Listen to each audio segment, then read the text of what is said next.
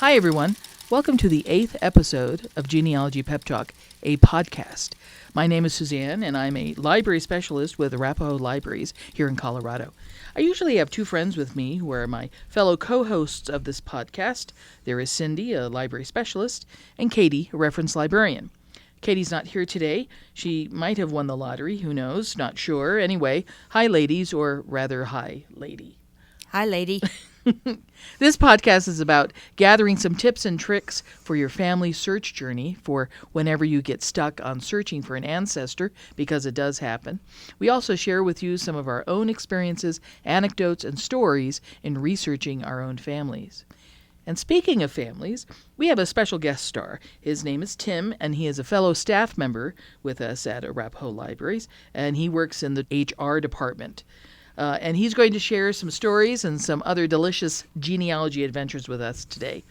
Hi, Tim. Welcome to the Thunderdome, or rather, Gene Pod, as you called it once. Did I? Yeah, you did. Sounds like something I'd say. It's good to be here. Thanks for the invitation. Sure. Thanks. All right. So what questions do we have for Tim for today? One big one is, so what brings you here to the podcast?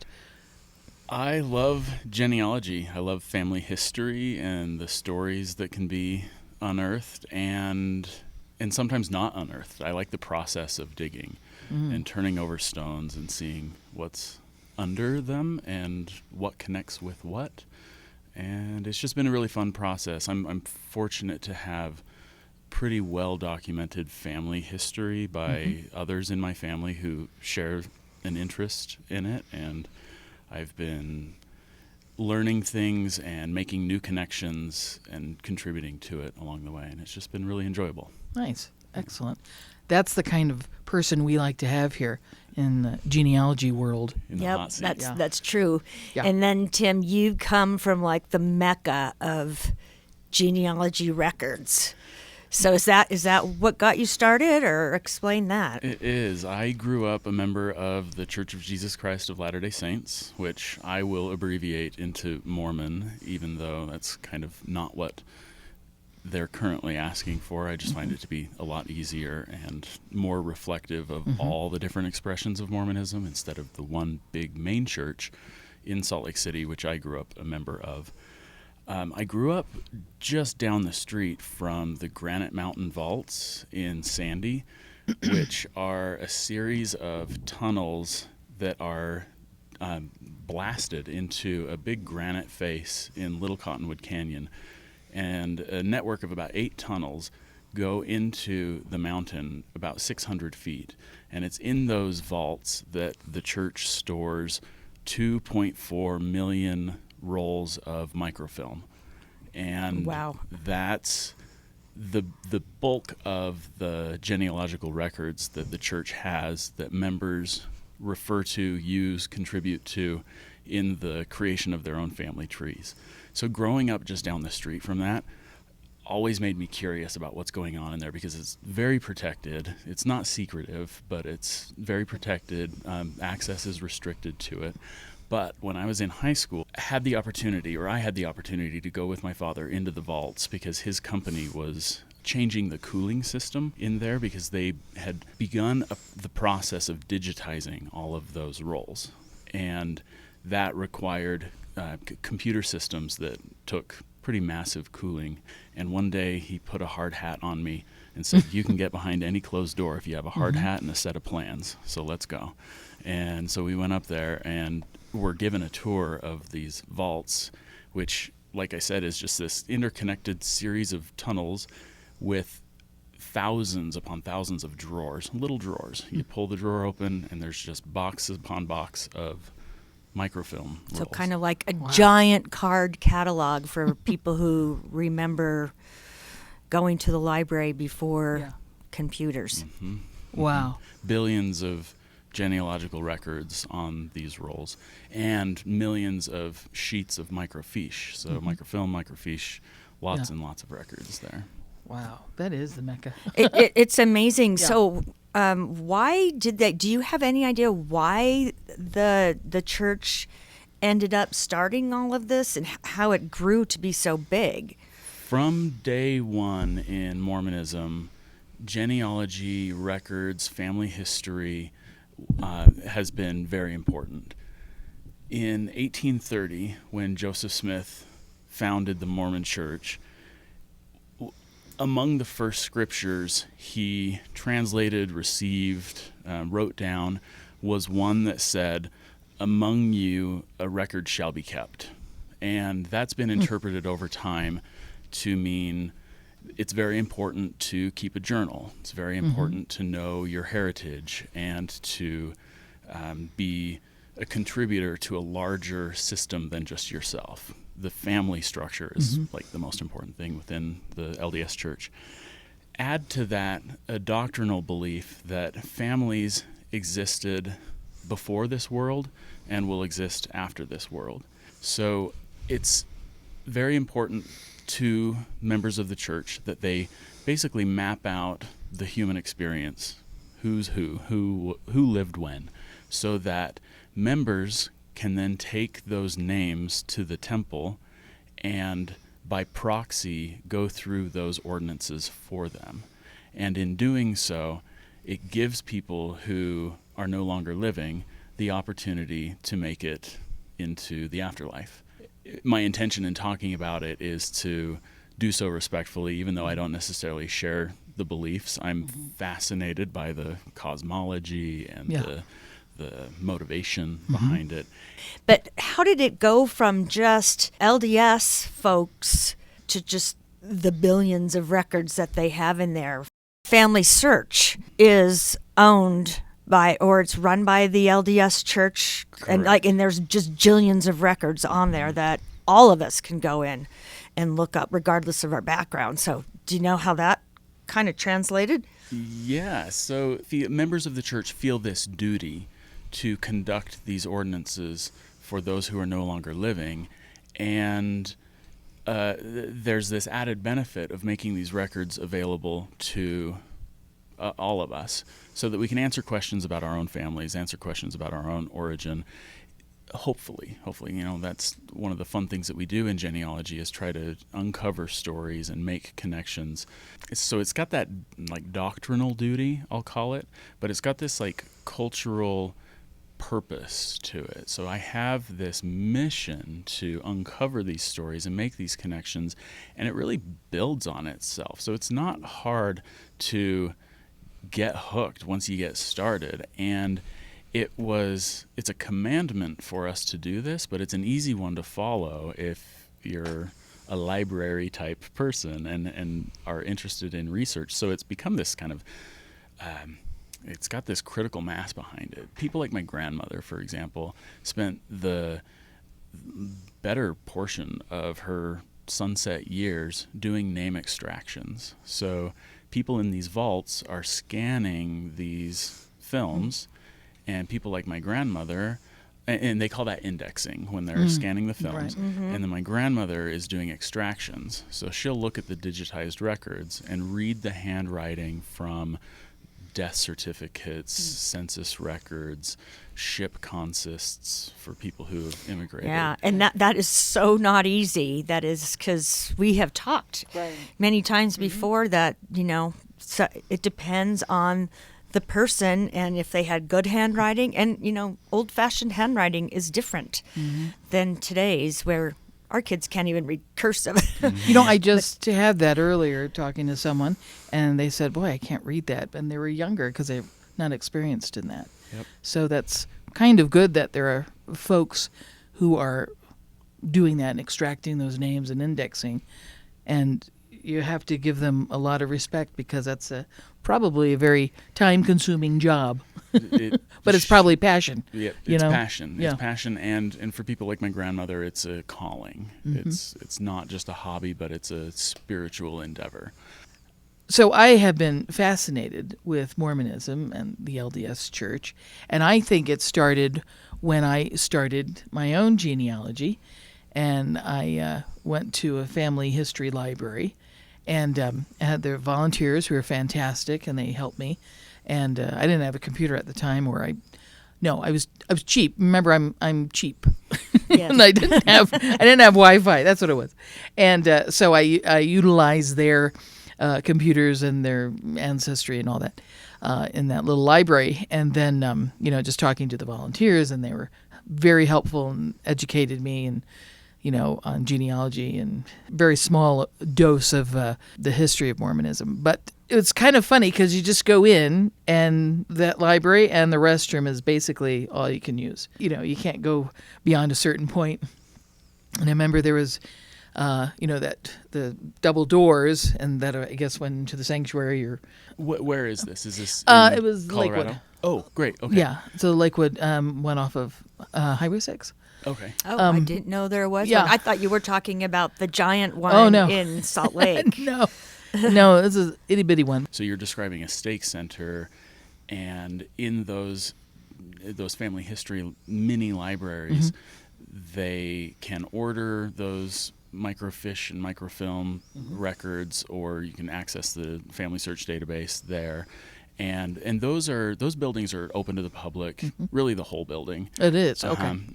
But you were probably there like off hours, essentially. Yeah, it was like a Saturday afternoon. Yeah. Right, where a local member who is called to this position of like running this little mini library is just kind of hanging out there waiting for people like us, you, to come in and say, hey, what's my deal? Tell me what my family's story is.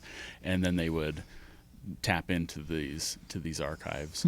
But what I find is fascinating, I thought that you could only access this stuff, I mean, besides online, but to go, I thought it was only in Salt Lake, that you had to physically go into Salt Lake, into the big, I haven't been there, but I've seen it online. So you can go to different places around and basically get the same information. Is that right? Yep.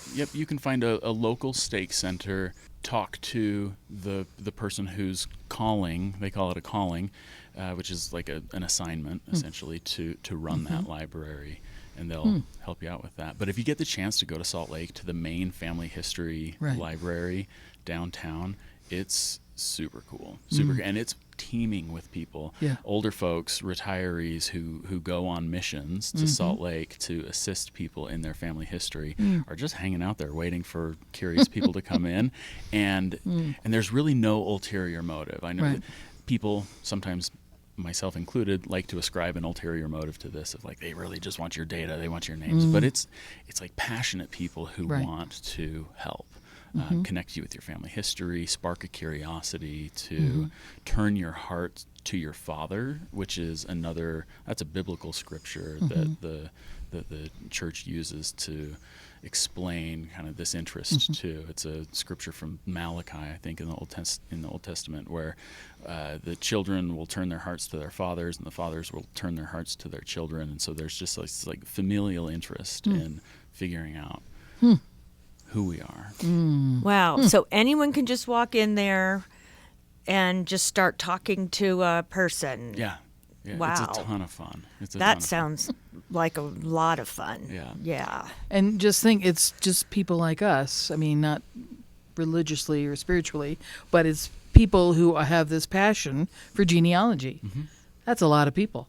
Yeah. Yeah. And I mean, what a great service that these volunteers are probably almost experts at doing this. They're very good. Yeah. So that's really, really interesting. I love that. It's pretty fun. And in the process, I've found some pretty cool things out about my own line.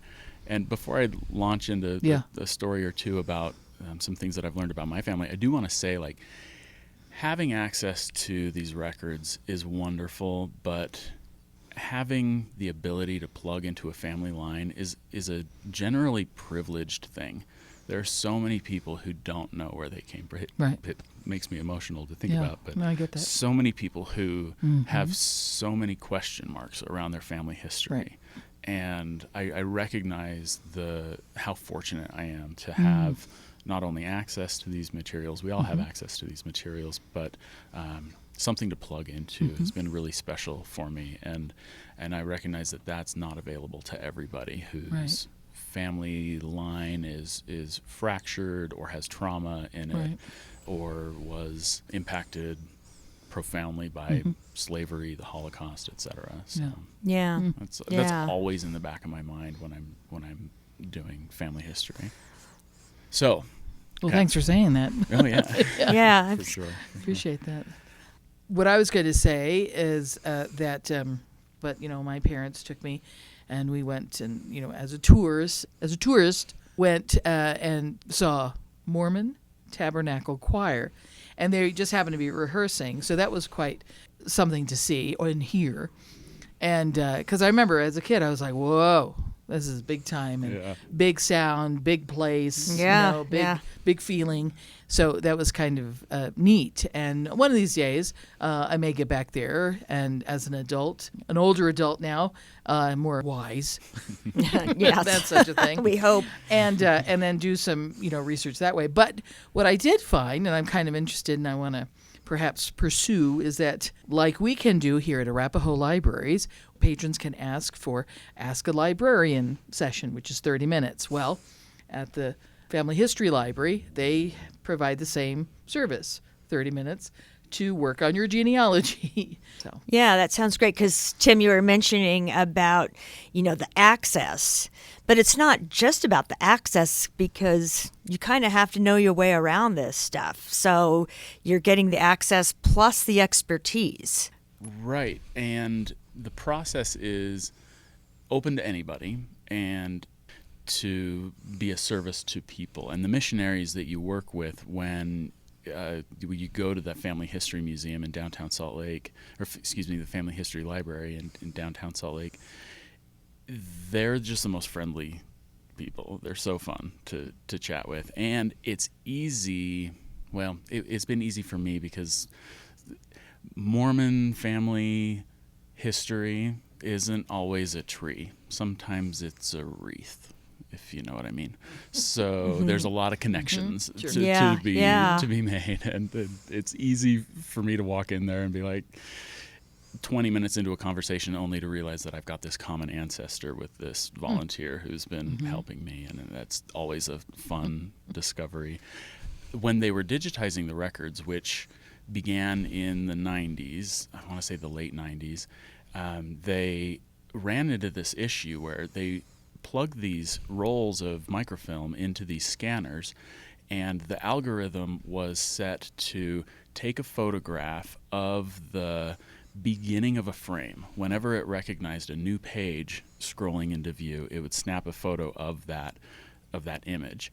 But they ran into issues where some of them were getting missed because the paper was not straight, or not the paper, but the image didn't have a straight edge to it, or it was obscured somehow. And that resulted in a very small amount of some of these pages going unscanned on these rolls. And statistically speaking, it's fairly insignificant, but spiritually speaking, it's very significant when you miss a page of people for whom you want to provide this gift. And so they had to rewrite the program altogether to scan not snapshots, but the entire roll as one image, and then from that extract individual rectangular views of these images that were contained on this strip. So that process of digitizing these records really changed the face of the technology that's used in this extraction indexing process, which has been kind of interesting. And I think what I read was something upwards of 11 billion individual genealogical records are contained in these rolls. So there's something there for lots of people. I mean, that's just, to me, it's mind blowing, because it's not just taking the physical, digital image. Someone has to catalog all that, and every single name on, is when you look up an ancestor or something, and a ship docket or a census report, every single person's name on there has to be looked at and translated and make sure that it's right and everything. So that must just be a colossal task. And the digitization of these records recently concluded, and it will be an ongoing process for the name extractions to be completed, so that it's all typed out, and so we don't have to rely on the handwritten script. We were mentioning earlier just that process, and there's so many opportunities for error in, when I Sure. land at Ellis Island and I speak my name to somebody, that gets heard a certain way, then it gets written a certain way, and then it gets photographed onto these records, hopefully with enough clarity to be read later by somebody who reads it a certain way and then types it out a certain way. So in that process, there are 8 or so opportunities for mistranslations, misspellings, and we've probably seen it many times where a name morphs to Right. different Yeah. forms of itself. Yeah. Had that with mine, because, and I use this example, the word Harmony was used as a last name, which is not my name. But because of this Harmony, there's a Y at the end. Big, huge, sweeping Y from the above line swooped down and looked like Harmony on my great-grandfather's last name, and during one of those census, I can't remember which census. So I was thinking, are we really Harmony? How Yeah. bizarre! How interesting! What does that Right. mean? And then when you look at it, because on Ancestry you can, and Family Search, you can view those census, and you look at it more closely. Like, it's a big sweeping Y. So so you have to look, not just the typed part, the transcribed part, but you have to actually look at the image of the census. So Yep. Yeah, because I think on the same census, they've like misspelled my grandparents' and great-grandparents' name, and maybe they didn't even ask how to spell it. Just the person would say, "This is my name," and in my case, they're Russian Polish, so maybe the accent was heavy or something like that, and so the person just wrote down what they thought it would be, and that gets lost in translation easily. that's funny because it's the same thing. It's the person, the census taker. If they have great handwriting, that is a treat. But if they don't, forget it. And then at the same thing, I can assume that the person at the gate at Ellis Island maybe is hard of hearing. Maybe can only hear better out of the left ear, but their person's talking into the right ear. They get all muffled, and there's so many scenarios that can happen, and it's fascinating because then all of a sudden this one name kind of morphs into something. But then I just read a while ago, and I've heard this now for the second time, that people at Ellis Island didn't change people's names. So I don't know. That's something to discuss at another time. Interesting. Yeah. Yeah, and I'll have to Google it. Well, there's also the thing, my grandmother came over here when she was 15 in 1912, but maybe she didn't even know how to spell her name. Right. I don't know. I Right. think she just got cursory learning because she grew up on a farm. She Right. was the oldest of a bunch of kids. Right. They probably really couldn't spare her to Right. go to school Right. very much. So if they asked you how to spell it, maybe you didn't know or you couldn't. And there are different letters, like in Polish there are different letters, and so how do you explain to somebody with this L it makes like a Y sound? It's like an L with a cross through it, like Władysław is my grandfather's name. But how would you explain that? Right. Because Right. the American person at Ellis Island, would they make a Y? Just all different kinds of things could happen. And then to go back to the thing where I just said that I've seen it twice now about how people at Ellis Island didn't change the name. How can they not, though, change the name? Because if they're hearing, the spelling of Smythe, and they don't know, and then they write Smith or Smitty, I don't know. Right. Yeah. How do you not? And, so I don't know. I got to do a little research on that. That's what us genealogists do. We do a lot of research. There's an episode in that. I Yeah. think. Yeah, Exactly. Extract an episode. You're right. That's right. I remember as a kid, I spent a lot of time with my grandmother and have many memories of her sitting at her computer, looking very closely at these records, magnifying them, just blowing up a name to fill her whole screen, and calling me over and saying, "Do you think that's an I or an E? There's not a dot, but look at this. Look at this name 6 lines up, and that's how they do I's. Yeah, this might exactly. be an E," and she would just pore over this and did not want to make a mistake, and that was representative of her effort and her intention going into that. And she's not alone. There are thousands of people out there just doing this day in and day out. And that's what it takes. And I'm sure, I'm sure they do not want to make a mistake. But with the handwriting, sometimes it's hard to tell. And who knows, maybe it's the end of the day. The person has a bad headache, It's like they're just kind of scribbling at that point. Yeah, they got carpal tunnel. Yeah. How could you not? It's funny because I was helping a coworker just earlier today, and we were looking. There was 2 things on there, and it was a first and last name, and then there was another what looked like a first, middle, and last name. It turned out that it appeared to be the same person, because then we printed out, I think it was the census, and then the other piece of paper was we printed out the birth announcement, or rather birth certificate. Yeah. And it's like, well, there's the birth date, but it's that 26, is it a 23? Is it 24? Is it 26? And so that was the other thing. But we compared it to the other piece of paper. Okay, so that must be the person. Now, that's obviously not set in stone.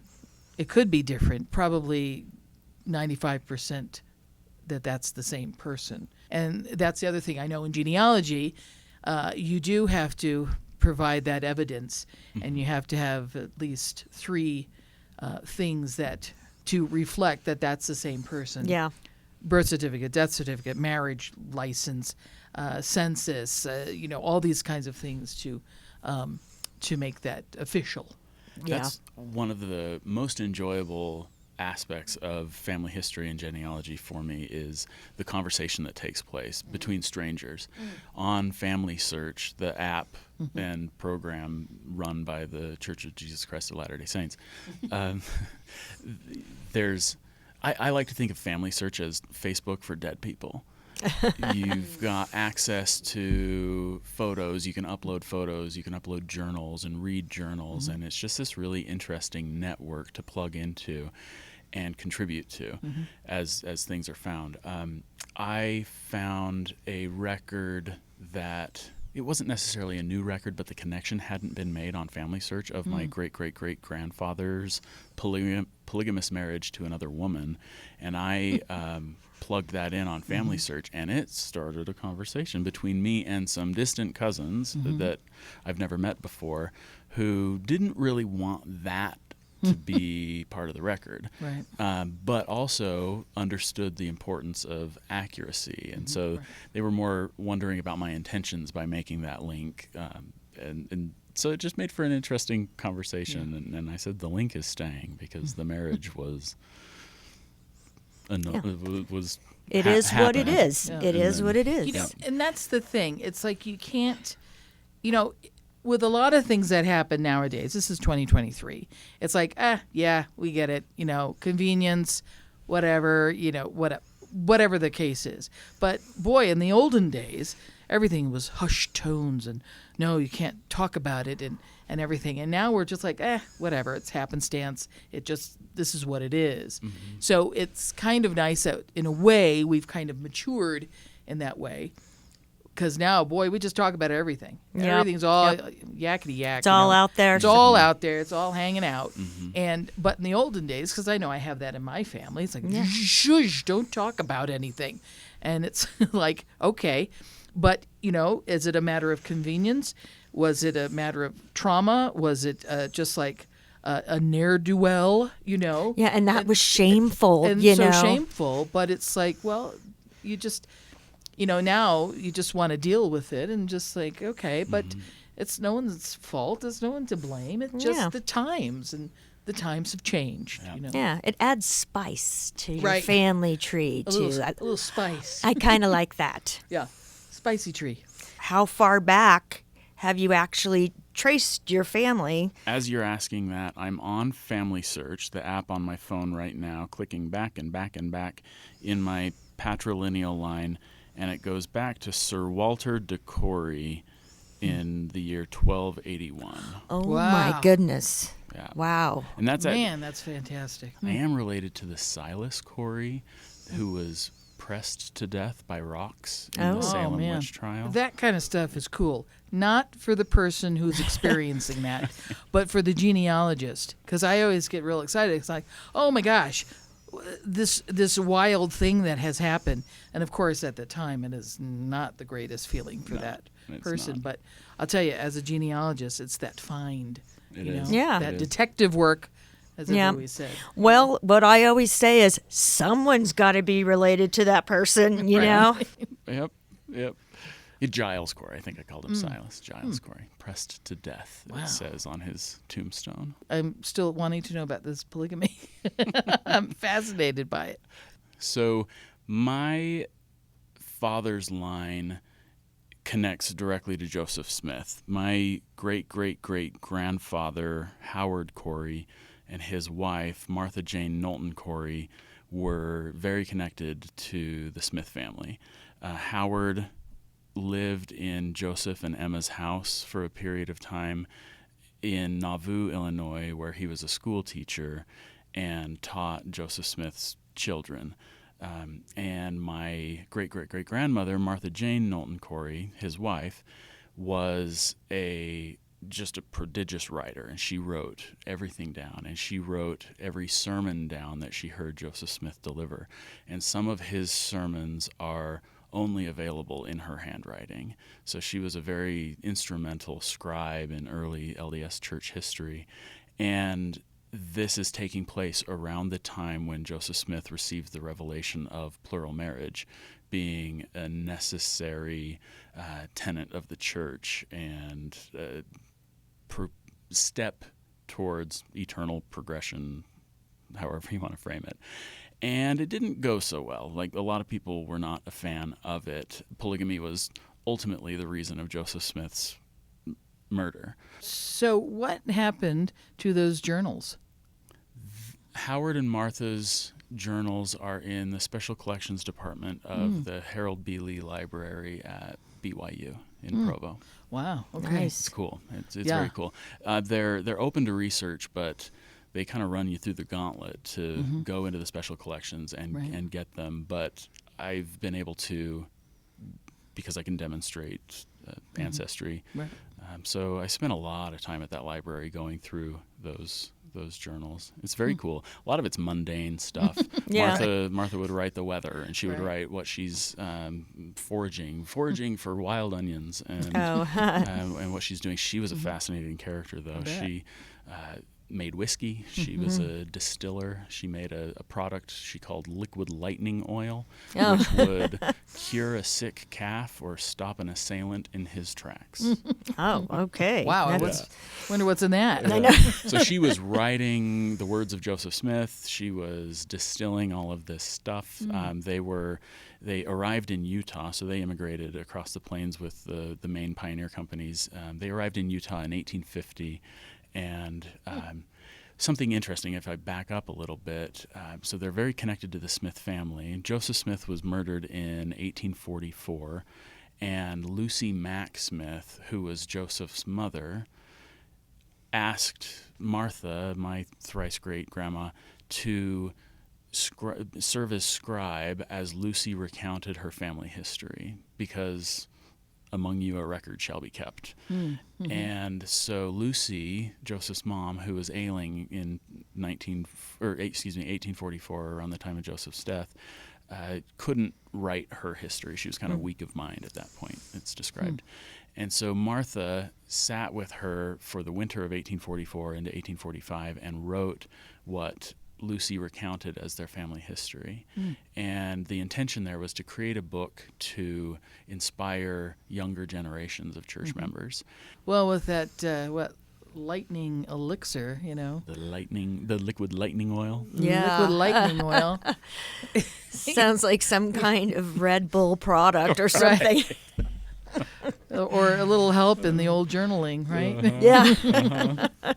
Howard, her husband, was a school teacher I mentioned. He had a withered hand. Some report that it was a wooden hand. Some report that it was withered.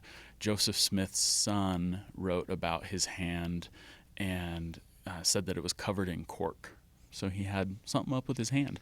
And my situation's normal. Oh my gosh, some of these stories are like I bet. cuckoo. Yeah, It's great. I can't get enough of it. That sounds like part 2 to me. Okay. Yeah, definitely. Well, that kind of wraps it up. Just so that our audience knows, is that we were talking about religion and spirituality, and go. Yeah. I grew up a member of the LDS Church, am ever fascinated by it, and try to be respectful of people's expression of it and their beliefs. And I definitely don't want what I say to be construed as absolute doctrine or historically infallible. I hope everybody has a good journey on their own family history search. Yeah, very good. Great. Thank you. You know, and that's the thing. We're just passionate genealogists. The 3 of us are not certified genealogists. We are just 3 people who are sitting around and having a gab fest about genealogy. We hope that some or all of this information helps you along the way to finding your family. Thanks for listening. Okay, say goodbye, people. Goodbye, Goodbye, people. Excellent. We'll see you.